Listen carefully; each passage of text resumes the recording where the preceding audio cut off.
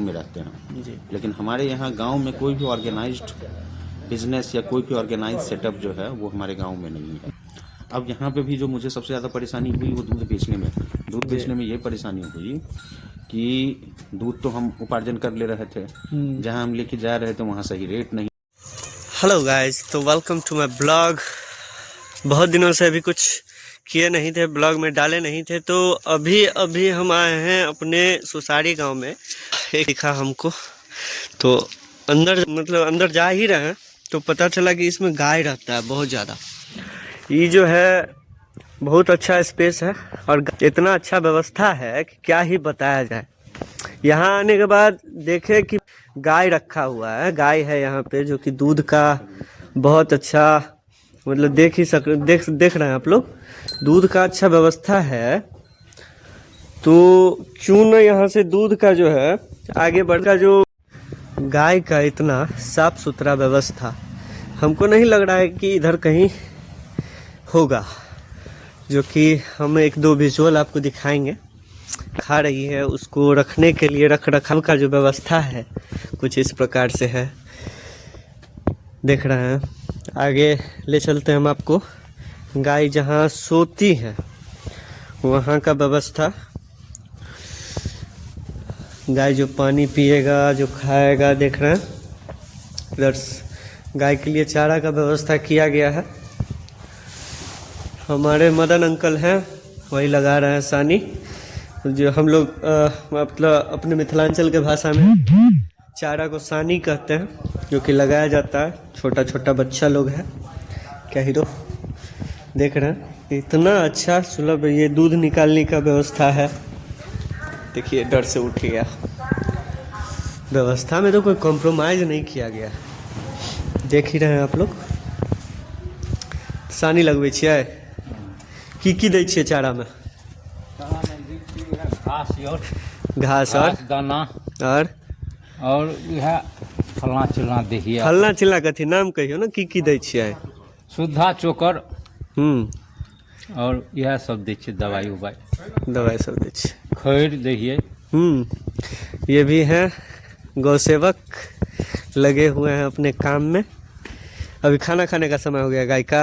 हाँ, खाना खिलाइएगा? हाँ, खाना खिलाएंगे। क्या सब खाता है गाय? क्या खिलाइएगा अभी गाय को? क्या खिलाएंगे? भूसा खिलाएंगे और हरा खिलाएंगे, दाना खिलाएंगे, और क्या खिलाएंगे। तो एकदम सेवा में लगे रहते हैं ना? हाँ, लगे रहते हैं। चलिए बढ़िया बात है। और यहाँ अपना गाय, यहाँ दूध को रखने के लिए टैंकर का भी व्यवस्था है, जो कि फ्रीजिंग करने के लिए ज़्यादा देर तक दूध टिक जाए। उसके लिए यहाँ तक हम कह सकते हैं कि 10,000 लीटर या 20,000 लीटर की भी आवश्यकता हो तो यहाँ से आपको पूरा किया जाएगा। देख ही रहे हैं आप लोग, व्यवस्था में कोई कंप्रोमाइज़ नहीं किया गया। सब गाय सब तो होगा बदमाश, देखो हम नहीं जाएंगे बीच में। देख रहे हैं कि हाल चाल छै यौ। Good morning guys. हेलो, देख रहे हैं आप लोग, व्यवस्था में कहीं कोई कमी नहीं रखा गया, साफ़ सुथरा व्यवस्था है। क्लीनिंग का पूरा ख्याल रखा गया, एकदम कहीं से कोई दिक्कत नहीं है। की हाल चाल? ठीक छियै? ओहो। तो अभी तो यहाँ के जो मालिक हैं वो अभी तक तो आए नहीं हैं, होगा तो उनके घर पे जाके बात करेंगे कि कैसे क्या व्यवस्था रखे हुए हैं, किस तरह से काम कर, तो सारा कुछ जानकारी लेंगे। उनके घर पे जाके उनसे बात करेंगे। अपने सुसारी तुर्की पंचायत में, अपने हायाघाट विधानसभा क्षेत्र के सुसारी तुर्की पंचायत में ये आता है। तो इसको आगे आप लोग का जो भी सहयोग हो, गौ सेवा में अपना जो है मतलब कि ध्यान लगाएं। सनातन धर्म में ये सबसे बड़ी उपलब्धि है। तो मिलते हैं इसके बाद जो यहाँ के मालिक हैं उनसे हम कुछ बातें करेंगे कि कैसे क्या करते हैं, तो देखते हैं। ठीक है, मिलते हैं उनके आने के बाद। सर जो आ रहे हैं उनसे बात करेंगे, तो उनके आने का अभी बात किए हुए हैं, कुछ देर में आएंगे। तो उनसे बात करने के बाद जो है बताते हैं कि क्या कैसे अरेंजमेंट करते हैं, कितना क्या इतना गाय रखे हुए हैं, क्या खर्चा लगता है, क्या मतलब क्या कैसे करते हैं, सारा कुछ जानकारी लेंगे। चलिए मिलते हैं, ठीक है। नमस्कार, तो स्वागत है हमारे छोटे से ब्लॉग परफेक्ट बिहारी ब्लॉग में। तो अभी जैसे हम आए हुए थे अपने गौशाला के पास, जो कि हायाघाट विधानसभा क्षेत्र अंतर्गत सुसारी तुर्की पंचायत में सुसारी गांव में पड़ता है।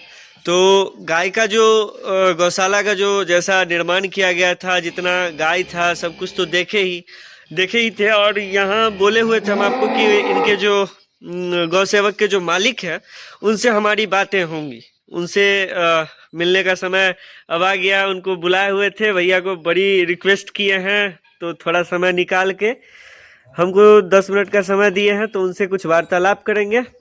तो मिलते हैं हमारे भैया गुडाकेश निक्कू, जो कि यही हैं जो गाय के सेवा में लगे हुए हैं। कैसे क्या स्टार्ट किए हैं, क्या इनका मोटिव है, कहाँ से ये सोचे, मतलब किस तरह से इस लाइन में आने का सोचे हैं कि गांव का मतलब जो सेवा पानी है, गाय का सेवा है, समाज में रह के समाज का काम करना है। तो इनसे सुनते हैं कि कैसे क्या मतलब इनका सेटअप किए हैं, स्टार्टअप क्या है, क्या मतलब इससे अच्छा प्रॉफिट होता है कि लॉस है, क्या फ़ायदा नुकसान, सारी बातें करेंगे। तो बताइए, मेरे चैनल पे आपका स्वागत है भैया। बताइए कैसे क्या स्टार्ट किए, कहाँ से ये मोटिव आया, कहाँ से क्या किए हैं? चलिए, बहुत बहुत धन्यवाद आपका भी हमारे यहाँ आने के लिए और हमारे यहाँ वीडियो शूट करने के लिए। बहुत अच्छा काम कर रहे हैं आप। चाहते हैं कि आप ऐसे ही काम करते रहें और आपका काम भी आगे बढ़ते रहे। जी, तो पूछिए आप क्या पूछना है आपको। सबसे पहले आप ये बताइए कि आपने ये चीज़ का शुरुआत जो किए हैं, ये मतलब कब से प्लान कर रहे हैं, कैसे आपके माइंड में ये चीज़ आया कि ऐसा सेटअप करना है, क्या उतार चढ़ाव आ रही है? बहुत अच्छा क्वेश्चन पूछे।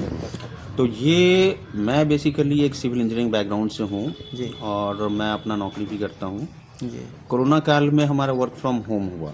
जो वर्क फ्रॉम होम का कॉन्सेप्ट पहले नहीं था, कोरोना काल में वर्क फ्रॉम होम स्टार्ट हुआ, तो मुझे मौका मिला कि मैं गांव में रहूं। क्योंकि मैं एक ज़मींदार फैमिली से बिलोंग करता हूं, तो यहाँ पे जो बिहार का करीब 80 से 85% पॉपुलेशन है वो गांव में रहते हैं। जी लेकिन हमारे यहाँ गांव में कोई भी ऑर्गेनाइज्ड बिजनेस या कोई भी ऑर्गेनाइज सेटअप जो है वो हमारे गांव में नहीं है। तो हमने सोचा कि हमारे पास जो भी अवेलेबल रिसोर्सेज हैं उसको यूटिलाइज करके एक चेन हम कैसे फॉर्म करें जिससे गांव के लोगों का भला हो और यहाँ पे भी एक इंडस्ट्री का सेटअप हो सके। जी उसके तहत हमने सोचा कि हमारे पास पर्याप्त मात्रा में खेती लायक ज़मीन है, बट वो ज़मीन जो है वहाँ से खेती होती है और उसका जो अनाज होता है उसके लिए हमें बेचने के लिए मंडी नहीं है। हमने सोचा कि इसको कैसे एक चेन में बदल दें। क्योंकि मैं खुद एक कॉर्पोरेट कंपनी में काम करता हूँ, तो ऑपरेशंस, मैनेजमेंट, मार्केटिंग, ये सारी चीज़ों की नॉलेज है मुझे। तो हमने दिमाग लगाया कि चलो ठीक है, एक सेटअप बनाते हैं छोटा सा। उस सेटअप में कुछ गाय लाते हैं। उस गाय से क्या होगा कि खेती बाड़ी की जो जितने भी, जैसे कि गेहूं है, धान है, उसके जितने भी भूसा होते हैं, पुआल होते हैं, वो गाय खा लेंगे। उसके बाद उसका जो गोबर है वो खेत में जाके फिर से फर्टिलाइज़र का काम करेगा, जो कि हमारा ऑर्गेनिक फार्मिंग में बहुत ज़्यादा हेल्प करेगा। उसके बाद जो दूध है, अभी आप देखेंगे तो दूध का शॉर्टेज जो है वो पूरे इंडिया में है। डुप्लीकेसी, अल्ट्रेशन सबसे ज़्यादा हमारे डेयरी सेक्टर में है। तो हमने सोचा कि जो यहाँ पे जो फार्मर्स हैं उसको भी हेल्प करेंगे। इससे कैसे हेल्प करेंगे कि अभी जो हमारे यहाँ दूध बेचने की जो प्रक्रिया चल रही है वो आपका ऐसा है कि जो आदमी आपसे दूध लेके जाएगा आप उसको मजबूरी में दूध देंगे, क्योंकि ऑर्गेनाइज्ड सेक्टर की तरह हमारे यहाँ डेयरी सेक्टर काम नहीं कर रहा है। तो जो आदमी दूध देता है किसान, उसको सही टाइम पे पेमेंट नहीं मिलता है, वो अपनी ज़रूरतें पूरा नहीं कर पाते हैं, वो पशुपालन ढंग से नहीं कर पाते हैं। तो हमने यहाँ पे अपना पैसा लगा के ये पूरा सेटअप का निर्माण किया। हमने कुछ 3 गाय से स्टार्ट किया, उसके बाद धीरे धीरे करके हमने 20 गाय के आसपास यहाँ पे ले आए। अब यहाँ पे भी जो मुझे सबसे ज़्यादा परेशानी हुई वो दूध बेचने में ये परेशानी हुई कि दूध तो हम उपार्जन कर ले रहे थे, जहाँ हम लेके जा रहे थे वहाँ सही रेट नहीं है, सही रेट कहीं मिल रहा है तो वहाँ टाइम पे पेमेंट नहीं है। उसके बाद हमने खुद से अपना सेटअप लगाया कि दूध का हम खुद से मार्केट में सेल करेंगे। जी। खुद से हमने अपना मार्केट में सेटअप सेल करना स्टार्ट किया। वहाँ पे भी कुछ परेशानियाँ आई, उस परेशानी को हमने टैकल किया।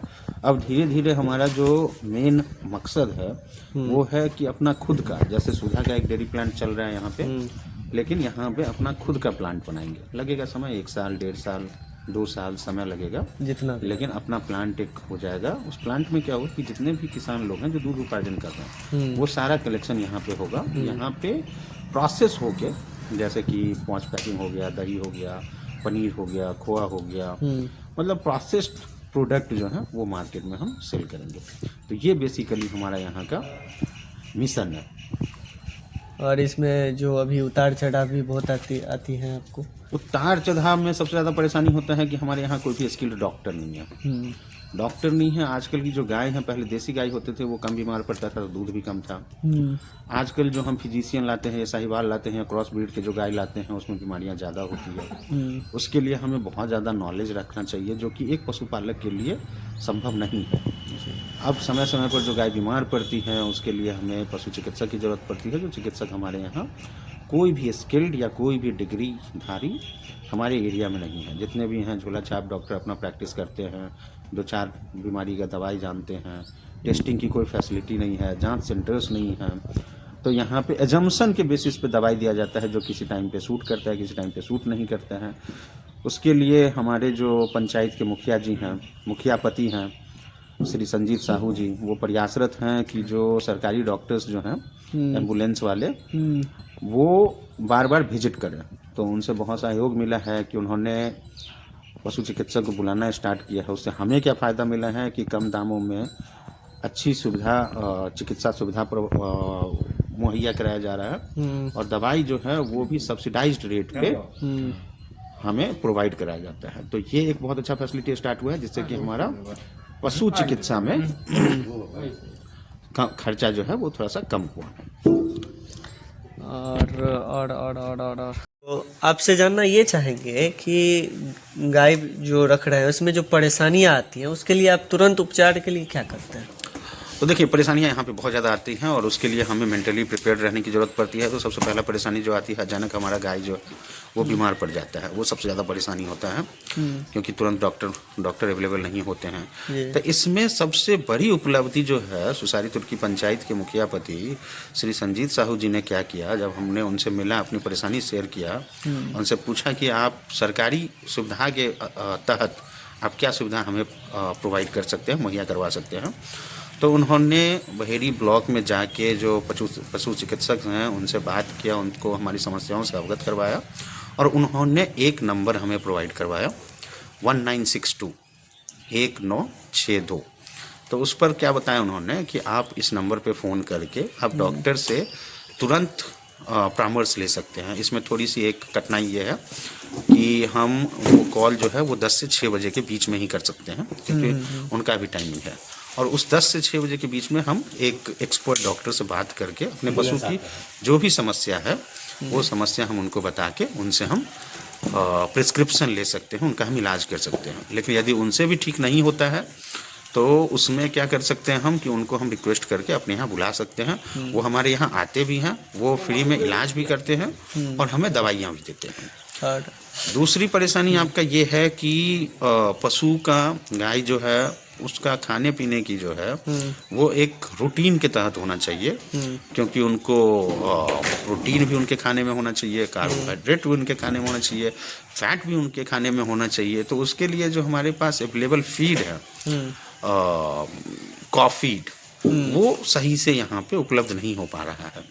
उसके लिए हमने आगे में भविष्य में प्लान किया है कि फीड भी जो है वो हम खुद से बनाएंगे। जो क्या % उसमें कार्बोहाइड्रेट का होना चाहिए, क्या प्रोटीन का होना चाहिए, क्या उसमें फैट का होना चाहिए, मिनरल मिक्सचर कितना होना चाहिए, ये सारा कैलकुलेशन करके हम खुद बनाएंगे अपने यहाँ पे। इसमें आप अपना भविष्य क्या देख रहे हैं? देखिए, भविष्य जो है सो सुनहरा भविष्य है। भविष्य इसके लिए सुनहरा है कि हम एक कृषि प्रधान राज्य में रहते हैं। हमारे यहाँ समस्या ये है कि हमारे यहाँ खेती लायक ज़मीन थोड़ा सा कम है क्योंकि पॉपुलेशन हमारे यहाँ बहुत ज़्यादा है। तो भविष्य जो है, क्योंकि हमारे यहाँ अनएम्प्लॉयमेंट बहुत ज़्यादा है, तो भविष्य जो है ये हम बहुत ही सुनहरा देख रहे हैं। मेहनत है इसमें कोई शक की बात नहीं है कि बहुत ज़्यादा मेहनत करना पड़ता है, बट मेहनत करने के बाद यदि आपके पास कुछ इनिशियल ट्रेनिंग आपने ले लिया है कहीं से, तो आप बहुत अच्छा इसमें कर सकते हैं, क्योंकि जब तक जानकारी आपको नहीं रहेगी गौ पालन का, तब तक आप इसमें अच्छा नहीं कर सकते। तो सबसे पहली बात है कि आप ट्रेनिंग किसी को भी दे सकते हैं यहाँ से, क्योंकि हमको पूरा एक्सपीरियंस हो गया है। एक बार किसी ने ट्रेनिंग ले लिया, 2 गाय से स्टार्ट करके अपना जीवन यापन कर सकते हैं। 15 से 20 हज़ार रुपया महीना जो है वो कमा सकते हैं। 2 ये गाय स्टार्ट रखने के करने बाद। से पहले आपने भी कहीं से सीख के आया है, मतलब कहीं पे सीखा है आपने? जी जी जी। तो यूके अथैया सर हैं, जो कि देहरादून नहीं, उत्तराखंड में एक पंतनगर यूनिवर्सिटी के प्रोफेसर, रिटायर्ड प्रोफेसर हैं। उनसे हमने ऑनलाइन क्लास लिया था, उनसे हमने पूरा ट्रेनिंग लिया था, बेसिक ट्रेनिंग लिया था। और उसके बाद उन्होंने एक सर्विस दिया था हमें कि जब भी हमें कोई डाउट हो या कोई प्रॉब्लम हो तो हम उनसे बात कर सकते हैं। तो उन्होंने हमें बहुत गाइड किया था। यूके अथैया सर, यूट्यूब पे काफ़ी सारे वीडियोज़ हैं यूके अथैया सर का, आप भी देख सकते हैं, कोई भी देख सकते हैं और उनसे सीख सकते हैं। बहुत बहुत धन्यवाद सर, हमारे लिए तो मतलब कुछ देर का समय निकालने के लिए बहुत बहुत धन्यवाद आपका। आपका भी बहुत बहुत धन्यवाद हमारे यहाँ आने के लिए और कुछ समय बिताने के लिए। तो सभी व्यूअर्स से हमारा सजेशन है, रिक्वेस्ट है कि अनिकेत बाबू का परफेक्ट बिहारी जो चैनल है, उनको आप देखिए, उनको आप सराहिए, उनको लाइक कीजिए, सब्सक्राइब कीजिए, शेयर कीजिए, इनका हौसला बढ़ाइए। ये भी हमारे समाज के लिए बहुत अच्छा काम कर रहे हैं और ये धीरे धीरे ऐसा वीडियोज़ लाएंगे जिससे कि हमारे समाज में क्या क्या विकास हो रहा है उसके बारे में आपको बताते जाएंगे। आपको भी यदि इनसे वीडियो बनवाना है तो इनका कॉन्टेक्ट नंबर आप इनसे ले सकते हैं, अपने यहाँ बुलाइए, वीडियो बनवाइए और बिहार के विकास में जो अपना योगदान देना चाहते हैं वो सहायक बनिए। चलिए, बहुत बहुत धन्यवाद। बहुत बहुत धन्यवाद आपको।